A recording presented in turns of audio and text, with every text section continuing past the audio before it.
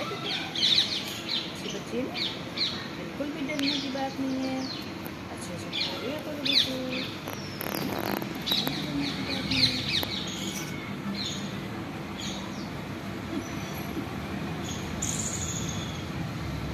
डरे